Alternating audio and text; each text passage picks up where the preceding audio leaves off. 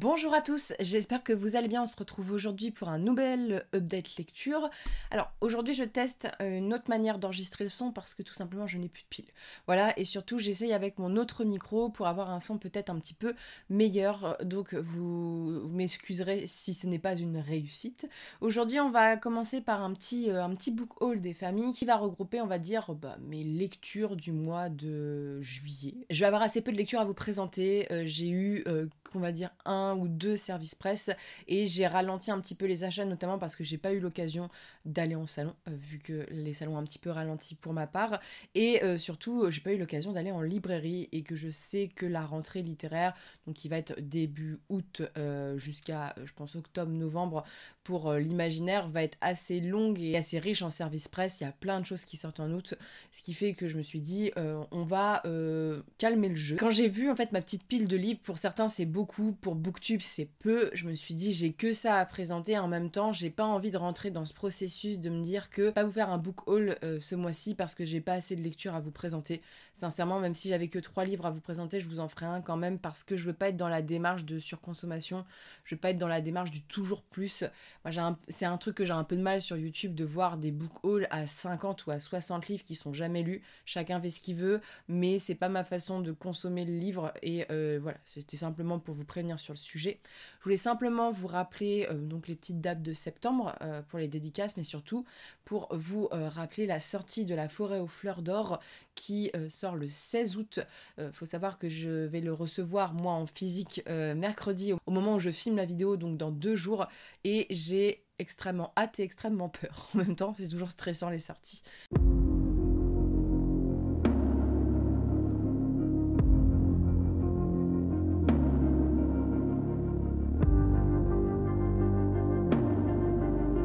Pas mal de fantaisie, il y a de la lecture en anglais, il y a aussi des petites maisons d'édition que je vais vous présenter, du moins des maisons d'édition indépendantes qui ne sont pas forcément celles qui sont le plus représentées sur Booktube, et j'ai envie de vous présenter ça aussi sur la chaîne. Le premier livre que je voulais vous présenter, c'est pas un service presse, c'est l'auteur qui me l'a offert, donc c'est l'auteur.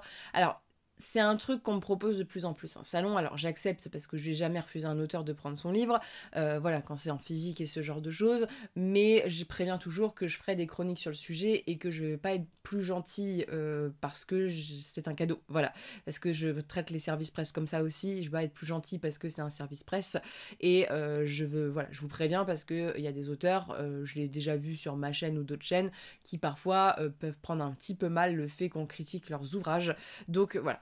Je tenais à vous le dire. J'ai eu ce cadeau lors de la Japan Tour. Donc c'est Les Enfants de Gore, donc chez l'éditeur Mao, donc de Sylvain Ferrieux, et l'illustration est de Navi Gavi. C'est un roman. Alors l'éditeur normalement ils font aussi du manga pour le coup, mais là c'est un roman. Il y a des petites illustrations dans mes souvenirs, voilà, qui agrémente le livre. C'est un roman qui a l'air super intéressant parce que ça se passe dans la période arthurienne, c'est un peu les chevaliers de la table ronde. En fait, on n'est pas du côté, on va dire, des personnages habituels, plutôt des côtés des personnages qu'on apprécie peu en général de cette légende. On va suivre de Wilfrid, qui est le fils aîné d'un seigneur de Gore, qui va devoir reprendre le boulot familial, comme tout un chacun. Il suit des études en chevalerie. Voilà, c'était pas vraiment des études à l'époque, mais en clair, il est là pour soutenir son père qui est mourant. Il a des frères, il a des sœurs, il me semble. Il essaye de prouver sa valeur, sauf qu'il y a un petit blême dans l'histoire, c'est qu'il y a la fin du règne du Terre Pendragon qui risque de bouleverser le royaume parce qu'il y a une nouvelle ère qui s'approche, donc l'ère du roi Arthur. Donc voilà, ça a l'air assez chouette, les dessins sont très sympas, c'est très manga, voilà, dans la façon dont c'est fait.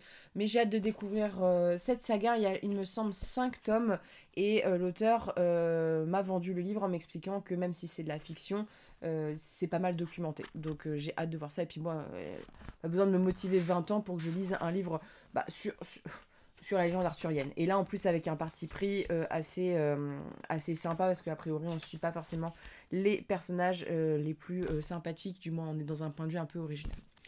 Ensuite, là on est sur un envoi presse. Alors, j'ai eu beaucoup de retours quand je vous ai dit que je commençais à lire cette saga, parce que cette saga, c'est une saga un peu culte de l'imaginaire. C'est une saga, je veux la lire depuis que j'ai 15 ans, donc voilà, j'ai atteint l'âge vénérable de l'année avant la trentaine, ce qui fait que ça fait un bout de temps. Et je dois vous dire que j'ai déjà lu les 2 premiers tomes de l'intégrale 1, que je suis dans l'intégrale 3, et que c'est pas une réussite pour l'instant, mais je vais quand même mettre des grands guillemets parce que c'est édité voilà, de façon très particulière. Je vous présente donc le cycle de la balade de Perne, donc avec cette intégrale 1, l'intégrale 2 et l'intégrale 3 qui est disponible chez Pocket. Il faut savoir qu'il y aura normalement 5 intégrales, le quatrième est prévu pour septembre, il me semble. Donc La Balade de Perne, c'est un ouvrage de fantasy extrêmement connu. Hein. On est vraiment sur des choses qui font partie des grands classiques. C'est une histoire qui a été écrite dans les années 80, il me semble, par une femme. Donc voilà, il n'y a pas 36 autrices d'imaginaire, hein, je vous l'ai déjà dit. L'Aube des Dragons, il est sorti en 1983. Donc logiquement, j'ai un doute sur le fait que ce soit l'édition française ou l'édition originale. Mais bon, voilà, c'est les années 80, ça remonte. Alors, je trouve que Pocket, pour une fois, a fait du très beau travail sur les couvertures. Je suis plutôt satisfaite du rendu, sachant qu'il y a une cohérence. Bon, il y a une refonte graphique de chez Pocket, mais je trouve que esthétiquement, il y a eu quelque chose. Voilà, il y a eu quelque chose que je trouve plutôt réussi par rapport à ce que Pocket a pu nous faire pendant des années. Hein. Je pars en connaissance de cause, hein, mais c'est quelque chose que je reproche toujours aux éditeurs poche, c'est que parfois voilà, les couves sont pas forcément belles et ça s'explique par plein de facteurs. Et en fait, la balade de Perne, c'est une histoire, je pourrais même pas vous dire vraiment de quoi ça parle pour l'instant, mais moi, ce que je savais simplement de la balade de Perne, c'était une sorte de science fantasy avec des dragons et qu'il y avait plusieurs histoires.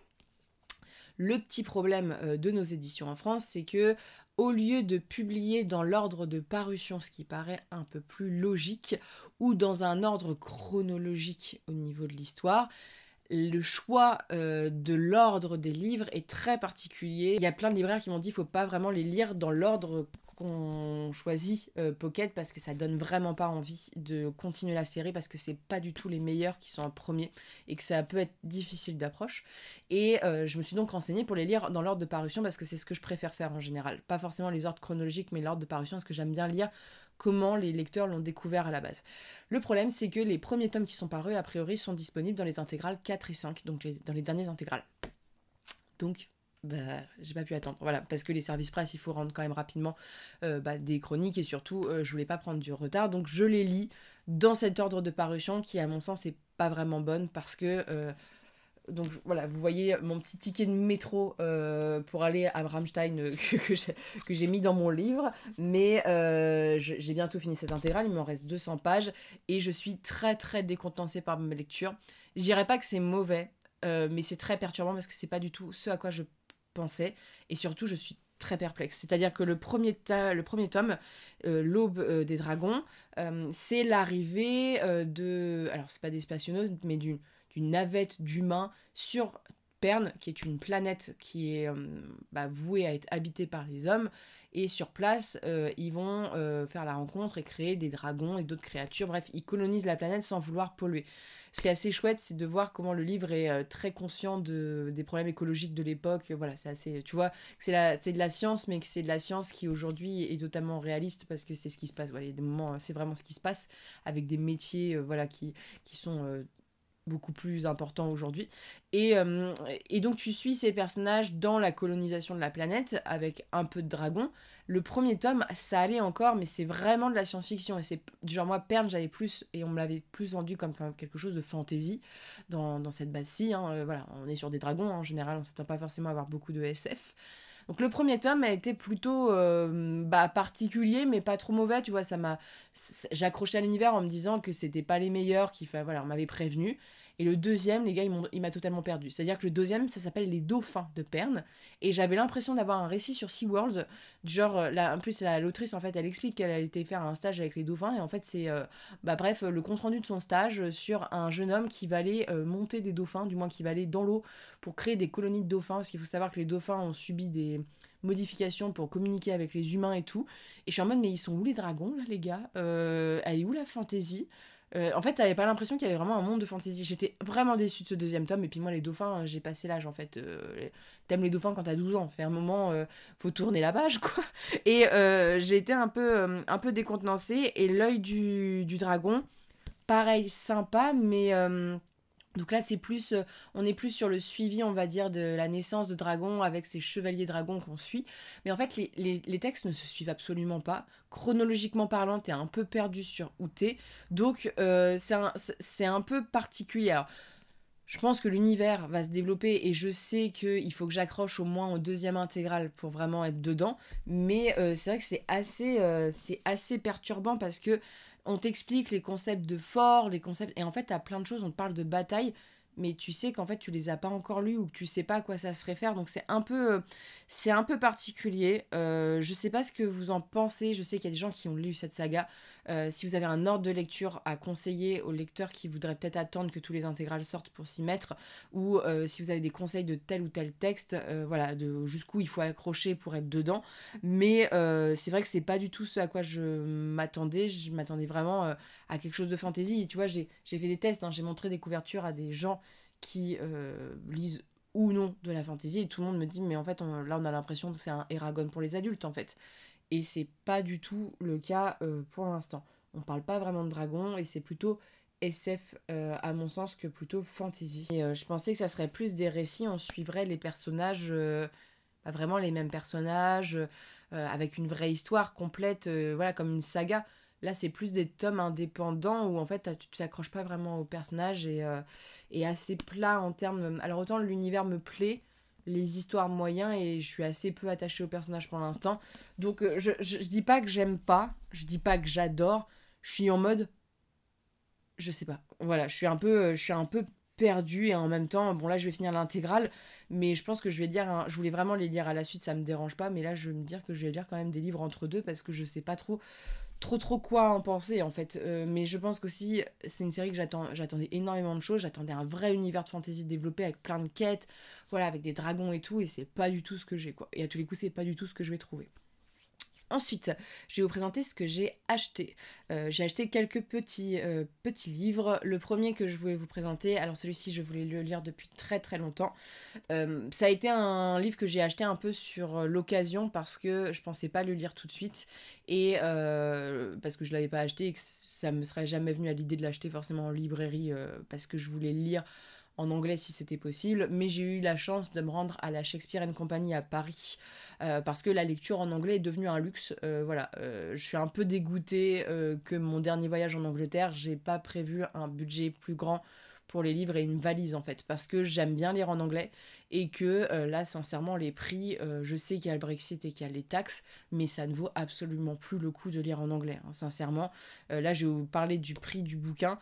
Bon, c'est pas un poche parce que comme vous savez en Angleterre ils n'ont pas de format poche, il y a du paperback ou du hardback et le format poche ils ont des équivalents on va dire pour les classiques mais pas toujours au prix où nous on a le format poche. Mais je me suis pris donc, attends, je parle mais je vous en parle pas. The Hunting of Hill House, donc de Shirley Jackson. Alors je vais absolument lire Shirley Jackson parce que c'est une autrice qui me fascine un peu depuis que j'ai lu, on va dire, Daphné du Maurier et depuis qu'en fait je m'intéresse un peu au cinéma. D'horreur, mais c'est un peu... en fait, j'ai vu la série The Hunting of Hill House, que j'adore. En fait, j'adore le réalisateur, j'adore ces séries-là. Et j'avais adoré cette saison-ci particulièrement.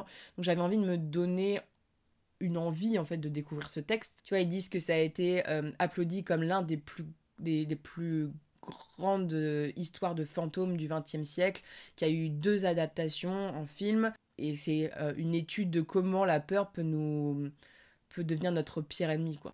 C'est une jeune femme, en fait, c'est l'histoire d'une jeune femme qui va être invitée dans une maison. En particulier, elle est accompagnée d'une artiste qui s'appelle Théodora et Luc qui est l'héritier de la maison. Donc, la maison va avoir un petit peu un rôle un peu étrange. Il faut savoir que Shirley Jackson, c'est pas le seul texte qu'elle a écrit, notamment il y a le texte We Have Always Lived in the Castle qui est assez connu. De toute façon, tous ces textes sont assez connus si tu t'intéresses un peu à l'horreur. En fait, moi, c'est un truc qui me passionne de plus en plus et j'ai envie de lire les classiques.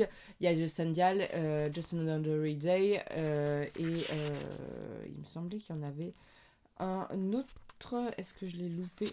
Mais bref, à la Shakespeare & Company, il y avait plusieurs textes, mais voilà, elle est assez connue. J'avais envie aussi de lire des autrices parce que j'ai privilégié, pas vraiment consciemment, de lire des auteurs pendant des années et que maintenant j'ai envie aussi de lire des autrices qui ont été marquantes de leur siècle et qui malheureusement, même aujourd'hui, subissent un petit peu le fait on les lise moins parce que c'est des femmes. Donc voilà, et j'ai très très très très envie parce que j'en ai entendu beaucoup de bien et que ça va être très chouette et ça n'a pas l'air d'être très très compliqué à lire. J'ai lu la première page pour me faire un avis, mais sachez que j'ai payé ce livre 14 €. Voilà. Il est à 10 livres en Angleterre, donc ça fait 12. Bon, c'est une édition qui est assez chère quand même déjà en Angleterre, mais normalement en Angleterre ça fait 11-12 €. Voilà, et surtout en fait en Angleterre, l'avantage de la. Alors, c'est un avantage, c'est que la librairie en général, c'est pas le même fonctionnement qu'en France, c'est-à-dire que tu as souvent des promos et ce genre de choses, donc clairement ça vaut vachement plus le coup d'acheter en Angleterre, et je m'adresse aux gens qui vivent à proximité de l'Angleterre, comme nous en Normandie. C'est clairement, ça vaut presque le coup d'aller prendre un billet pas cher en période hors vacances scolaires, de passer un week-end à Londres ou je ne sais où pour et ramener une valise pleine de bouquins, que de devoir acheter des livres. Là, franchement, j'ai vu des hardbacks à des prix, je me suis dit, ça fait mal. Voilà, ça fait mal. Mais bon, après, des gens n'ont pas forcément le choix, mais quand c'est une passion de lire en anglais ou que vous avez envie d'améliorer votre anglais, parce que moi, c'est aussi pour ça que je lis en anglais, parce que ça améliore la langue, tu vas mettre la main à la poche quand même. Voilà, pour le coup. Ensuite, on repasse du côté Frenchy de la force. Je vous présente un livre d'une maison d'édition. Alors, j'en ai entendu parler depuis très longtemps. La jeune femme est une abonnée, donc c'est pour ça aussi que j'ai pris son texte. Et surtout, j'avais envie de tester parce que le principe de la maison d'édition, qui est une maison d'édition associative, et je vous le dis parce que dans la chronique, voilà, parce qu'il y a des petites fautes dans le texte, mais ça s'explique aussi que, comme les petites structures, je le dis toujours, hein, les maisons d'édition indépendantes, toutes petites ou associatives, je peux pas taper sur le fait qu'il y a des coquilles dans le texte, alors qu'il y a autant de coquilles dans les textes de Brajon par exemple, mais dans le fait que ça coûte extrêmement cher de payer des correcteurs, et que moi-même ayant vécu ça avec les 3 Nornes, c'est compliqué de trouver un bon correcteur. Et donc, je me suis pris ce texte-ci pour tester la maison d'édition, et surtout pour remercier l'autrice qui avait quand même beaucoup soutenu les 3 Nornes. Je me suis pris Le Reflet brisé de Nina Gorlier. C'est Gorlier, j'arrive. Comme c'est une petite police un peu particulière, c'est Gorlier, voilà. Qui est, alors, un texte assez sympa. C'est un mixte entre. Alors, pour ceux qui savent pas, c'est Magic Mirror, en fait, la maison d'édition. Je tourne autour du pot, mais pour ceux qui ne situent pas qui est Magic Mirror, c'est une maison d'édition qui a pour but d'éditer des réécritures de contes ou des réécritures. Avant que De Saxus se décide à faire la même chose. Voilà. Mais toujours avec des auteurs français pour le principe. Et ils ont eu des textes voilà, plus ou moins connus. Ils ont autant des textes qui sont adressés à un public adolescent qu'à des textes assez violents. Il faut même maintenant un petit peu de science-fiction à ce que j'ai compris. Et celui-ci, c'est une réécriture de Blanche-Neige, mais surtout du mythe de Phèdre. Et c'est pour ça que je me le suis pris aussi, parce que j'adore Phèdre, c'est un personnage que j'adore, et puis j'avais adoré le Phèdre de Racine. Donc je me suis dit, allez, on y va. On suit l'histoire de, comment elle s'appelle, Kirsten von Schaffen, qui est donc une jeune fille qui va être cherchée en fait dans son couvent pour épouser un homme. C'est sa mère qui lui dit, allez ma cocotte, tu vas faire ton devoir et épouser l'homme que je te dirais, donc qui s'appelle Wilhelm, le deuxième du nom. Pour calmer des tensions politiques, c'est clairement quelque chose qui est fait pour éviter une guerre. Et quand elle va découvrir qui est cet homme, c'est un monsieur qui a l'âge de son père, voilà, qui est vraiment pas très agréable avec elle, parce qu'il faut savoir qu'elle a un petit problème, ce qui n'est pas un problème, mais donc Kirsten, en fait, elle est balafrée, si je peux me permettre, c'est-à-dire qu'elle a vraiment une partie du visage qui est défigurée. On est dans un univers de fantasy qui est plutôt médiéval dans l'ambiance, donc sincèrement ça plaît pas forcément à son mari, qui la traite assez mal, du moins verbalement parlant. Il refuse d'avoir des relations avec elle, sachant que lui a déjà eu une épouse qui l'a regretté, parce que voilà, elle est morte malheureusement, mais lui il l'aimait, et a déjà eu un fils. Même si ça ne l'empêche pas d'avoir de nombreuses maîtresses après et des petits bâtards qui s'en suivent. Et donc, Kirsten, elle va faire sa vie dans la cour en se disant bon, c'est un peu compliqué, mon mari m'aime pas, personne ne me respecte, hein, vraiment, elle fait bolosser pendant une partie du récit, jusqu'au jour où elle fait la rencontre de son beau-fils qui s'appelle. Comment tu t'appelles le beau gosse? Wace, voilà. Ah bah, c'est beau gosse, hein. Et lui-même va se prendre d'attachement pour sa belle-mère, et je vous en laisse là-dessus. Alors, il y a beaucoup de romantisme dans le texte, mais au-delà de ça, c'est vraiment une réécriture plutôt, je trouve, bien faite du mythe de Phèdre, parce que, alors, c'est donc Phèdre, je vous parle du Phèdre, mais je parle de vraiment ceux qui connaissent pas le mythe de Phèdre. Alors Phèdre, elle épouse Thésée, vous savez, c'est le mec avec le fil et tout qui a charmé Ariane et qui l'a laissé sur le bord de la plage quand il a fini de tuer le Minotaure. Thésée, donc dans sa filouterie la plus extrême, voilà, parce qu'on peut dire que c'est un bon vieux connard, a épousé la sœur d'Ariane, donc Phèdre, et il a un autre enfant qui s'appelle Hippolyte, qu'il a eu avec une Amazone, voilà, des années auparavant. Et ça se passe très mal avec sa femme, sauf qu'en fait, sa femme va faire la rencontre d'Hippolyte, qui a son âge, voilà, c'est-à-dire c'est plus logique qu'elle épouse Hippolyte, comme dans le récit ici. Et malheureusement, pour elle, l'amour n'est pas partagé par Hippolyte. Il faut savoir que Hippolyte, c'est une figure virginale, même s'il y a une histoire d'amour après, mais Hippolyte, c'est pas qu'il aime pas sa belle-mère, c'est qu'il aime pas forcément les femmes, pas de façon sexiste, mais c'est que comme il vient il vient de la création d'une Amazone, il est un peu pur, tu sais, c'est une figure de beauté exceptionnelle, parfaite, et de pureté, tu vois, il y a ce truc-là. Donc là, le texte réinterprète dans le sens qu'ils vont un peu tomber amoureux, mais je vous en dis pas plus parce qu'il y a plein de bouleversements et qu'il y a une réécriture après de Blanche-Neige qui se met dedans et qui est assez chouette, et le mélange en fait est bien fait. C'est un texte qui est assez dans la référence au niveau du conte, voilà. Si vous ne connaissez pas en fait les contes de base, vous risquez de passer à côté, mais même dans la réécriture du conte de Blanche-Neige est assez chouette la manière dont c'est fait. Il y a du complot, il y a de l'action, le personnage en fait est assez attachant, et ce qui est triste, c'est que c'est un récit à deux points de vue, donc on a son point de vue à Kirsten et on a le point de vue de Wace, et en fait on est un peu déchiré entre les deux points de vue, même si je trouve le petit reproche que je peux faire, c'est que parfois la langue m'a pas forcément satisfait, mais surtout c'est qu'il y a un terrible problème de communication dans le texte, et c'est que si les personnages avaient communiqué, ça se serait beaucoup mieux passé. Voilà, franchement ça se serait beaucoup mieux passé, mais vraiment ça a été une très chouette lecture, j'ai passé un bon moment, moi j'adore la réécriture de contes, et pour le coup il y a des moments c'est un peu violent et un peu adulte quand même ce qui se passe, hein. Ils m'ont parlé qu'ils avaient des textes assez violents, notamment des réécritures de Barbe Bleue et tout, donc voilà, c'est quelque chose qui m'intéresse assez. Ensuite, je vous présente un livre, plutôt une duologie d'une maison d'édition qui est un peu plus connue quand même, qui s'appelle Le Chat Noir. Alors, Le Chat Noir, c'est un peu une maison d'édition emblématique de l'imaginaire, mais qui reste une petite maison indépendante. Je l'ai pris celui-ci parce que déjà, je l'avais vu traîner quand même sur les réseaux sociaux, même si je ne l'ai pas vu beaucoup chroniquer, mais je l'avais quand même vu pas mal circuler sur des sites comme Babelio et ce genre de choses, à l'époque où je consultais ces sites.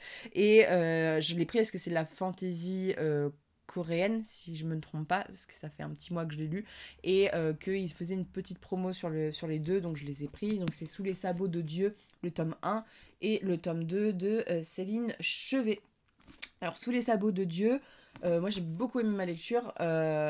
C'est l'histoire d'une jeune fille dans le royaume de la Corée. Alors, parce qu'en fait, il faut lire vraiment le contexte historique au début, parce que sinon t'es paumé. Qui se base sur de l'historique, même si c'est de la fantasy, c'est du fantastique. Sous le règne du roi de Kim Shunshu en 647. On suit donc la région de Silla qui a été annexé, et donc ça fait partie d'un des 3 royaumes de Corée avec Beijing et Goguryeo, voilà, je ne sais pas prononcer, voilà, et on va suivre donc ce pays, ou cette contrée plutôt, où il y a vraiment des tensions politiques importantes, et où la culture chinoise est de plus en plus omniprésente sur le royaume. Voilà, il y a des tensions politiques assez importantes, notamment avec l'influence religieuse bouddhisme, qui va être un peu là pour balayer toute la culture chamanique qu'il y avait à l'époque. Les rois prêtent toujours une oreille, on va dire, aux religions chamaniques,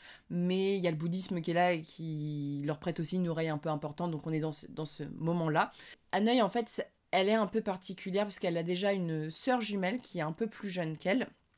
Et elle a une maman très particulière. Sa mère est la grande prêtresse en fait de la religion chamanique de ce royaume-ci, dans un temple assez connu qui est, on va dire, visité par les rois.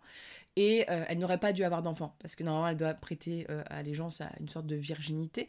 Et voilà, ce qui est arrivé, donc elle va garder sa fille aînée pour devenir son héritière dans le temple, et elle va envoyer son autre fille, voilà, tout en la protégeant d'une certaine manière, en ville, où celle-ci va devenir une empoisonneuse. Voilà, elles ont des destins totalement différents. Et on va suivre vraiment Haneuil, qui, elle, est une jeune fille timide au début du texte, qui va se retrouver avec le don de vision de sa mère. C'est-à-dire que lors d'une cérémonie où sa mère, en fait, il y a des problèmes avec le roi, qui vraiment les rois sont assez horribles dans ce texte-ci, va avoir une vision où elle va être emmenée à dos de cheval dans le royaume des dieux, et ils vont lui prédire en fait une bataille à venir et le chemin à suivre, et elle va donc confier cette information au roi pour sauver la vie de sa mère, et elle aurait peut-être... Voilà, elle va sûrement le regretter après, c'est-à-dire qu'elle va devenir un peu la chamane officielle, et ça va l'emmener dans des complots politiques extrêmement difficiles, notamment parce que elle va devoir faire le choix entre le roi héritier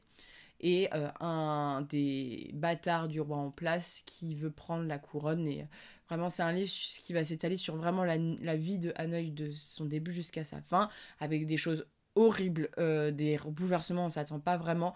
Les personnages sont un peu sans cœur, mais le contexte historique est assez chouette, le personnage est touchant, même s'il est très potiche au début. Voilà, c'est vraiment une petite jeune femme, voilà. Mais l'ambiance, c'est vraiment, j'avais jamais lu de la fantasy coréenne, et est assez marquée, sous fond bien sûr de réflexion, on va dire, au niveau de la religion, au niveau de la place des femmes, au niveau de la disposition du corps de chacun, de l'amour et ce genre de choses. Bref, trahison et tout ça, sous fond de mythes dans la Corée, c'est vraiment chouette à découvrir. Bien sûr, il y a des petits points négatifs que je vous exposerai aussi en update lecture, si Freya me laisse le temps de finir cette vidéo. Et on va finir avec la dernière lecture que je vais vous présenter. Alors, c'est sûrement une lecture que vous avez vu partout passer sur les réseaux sociaux, parce que ça a été, on va dire, le livre un peu phare en fantasy, notamment dans les pays anglophones où je l'ai vu circuler partout.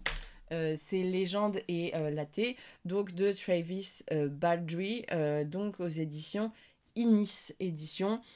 C'est donc un texte qui est de la cozy fantasy, donc on va suivre, pour ceux qui... Bon, la fantasy douillette, pour moi c'est pas forcément un compliment qu'on fait à la cozy fantasy en disant que c'est la représentation du genre. C'est l'histoire d'une orque, qui, donc comme tout orque, va taper sur le pauvre paysan pour répondre à des missions. Bref, elle est mercenaire. Et elle va... ça me fait rire parce que Freya essaie de rentrer par la porte fermée alors qu'il y a une fenêtre ouverte, mais qu'elle a la flemme de faire le tour de la maison. On a un petit peu marre de sa vie d'orque à tabasser des gens à longueur de journée, qui a envie de se poser et qui a envie d'ouvrir un café.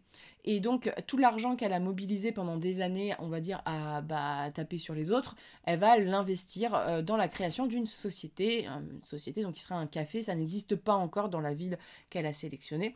Et on va suivre donc toute cette petite création d'entreprise et sa rencontre avec une sorte, une succube qui va travailler pour elle. Et je vous en dis pas plus parce que en fait le livre, ça raconte pas grand chose. Donc voilà, c'est juste l'histoire d'une ogre qui va créer un café. Si vraiment ces deux mots-là. Voilà. C'est un livre qui était à la base de l'autopublication, et ça se sent clairement parce que ça a eu un succès aux États-Unis. C'est pour ça que ça a été traduit, parce que sincèrement, moi ça a été... Alors, c'est pas un mauvais livre, c'était sympa à lire, mais par contre j'ai été vraiment déçue par l'histoire et vraiment le tintouin. Moi j'ai vu des coups de cœur, j'ai vu des choses en disant c'est un des meilleurs livres que les gens ont lus. Il n'y a rien qui se passe dans le bouquin, franchement. Et surtout, alors, ce qui m'a un petit peu énervé dans le livre, déjà, en fait, c'est le... Comment dire, c'est le prix que j'ai payé pour le nombre de pages.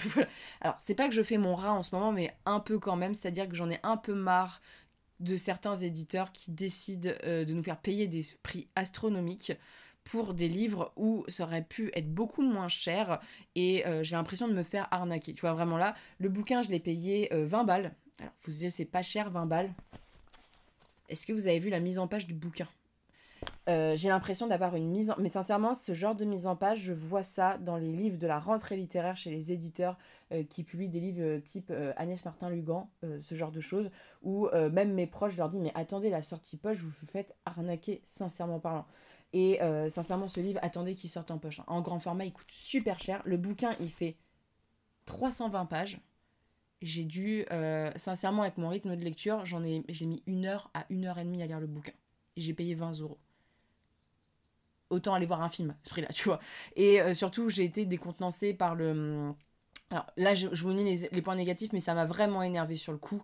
Et je suis pas la seule parce que j'en ai parlé en salon, il y a des gens aussi qui ont eu cette impression-ci. En fait, ce livre-ci m'a énervé. L'histoire est mignonne, c'est sympa, ça change pour les gens qui aiment bien. Du genre, tu veux pas réfléchir et tu veux un truc doudou et mignon. Ces genres de choses, mais en fait moi c'est pas du tout le genre de lecture. Moi la cozy fantasy je vois ça comme des lectures douillettes, mais il faut quand même que j'ai une histoire pertinente et intéressante à la base. Les personnages sont très sympas, voilà, il y a beaucoup de points positifs, mais la vision de l'entrepreneuriat dans le texte est catastrophique. Vraiment, et ça me... En fait, c'est peut-être parce que ça me touche personnellement, parce que comme plein de gens dans l'entrepreneuriat, on en chie tellement pour créer des sociétés que quand on a ces visions-là, on se dit ils se foutent de notre gueule en fait. Et ça entretient des clichés qui... Genre tu vois, le cliché du patron qui travaille pas, quasiment, moi j'ai l'impression de le retrouver dans ce texte-ci, tu vois.